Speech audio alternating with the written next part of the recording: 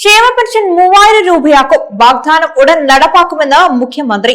തെരഞ്ഞെടുപ്പ് പ്രചാരണ സമയത്ത് UDFന്റെ പ്രധാന വാഗ്ദാനങ്ങളിൽ ഒന്നായിരുന്നു ക്ഷേമ പെൻഷൻ 3000 രൂപയായി വർദ്ധിപ്പിക്കുമെന്നത്. ഇത് വൈകാതെ നടപ്പാക്കുമെന്ന് മുഖ്യമന്ത്രി VD സതീശൻ നിയമസഭയിലെ ചോദ്യോത്തരവേളയിൽ വ്യക്തമാക്കി. ക്ഷേമ പെൻഷൻ അർഹരായവർക്ക് ലഭിക്കുന്നതിനായി നിലവിലെ മാനദണ്ഡങ്ങൾ പുതുക്കാനും പുതിയ സംവിധാനം ഏർപ്പെടുത്താനും UDF സർക്കാർ ഗൗരവമായി ആലോചിക്കുന്നുണ്ടെന്നും അദ്ദേഹം വ്യക്തമാക്കി.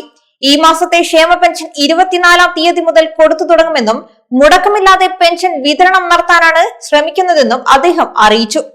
പെൻഷൻ 2000 രൂപയിൽ നിന്നും 3000 രൂപയായി വർദ്ധിപ്പിക്കുമെന്ന വാഗ്ദാനം എത്രയും പെട്ടെന്ന് നിറവേറ്റുമെന്നും VD സതീശൻ വ്യക്തമാക്കി.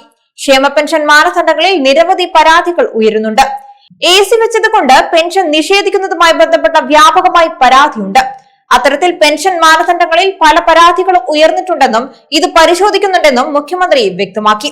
അനർഹരായ ചില ആളുകൾ പദ്ധതിയിലുണ്ട്. അർഹരെ ഉൾക്കൊള്ളാനും അനർഹരെ ഒഴിവാക്കാനുമായി ഒരു സംവിധാനം സർക്കാർ ഗൗരവമായി ആലോചിക്കുന്നുണ്ടെന്നും മുഖ്യമന്ത്രി അറിയിച്ചു.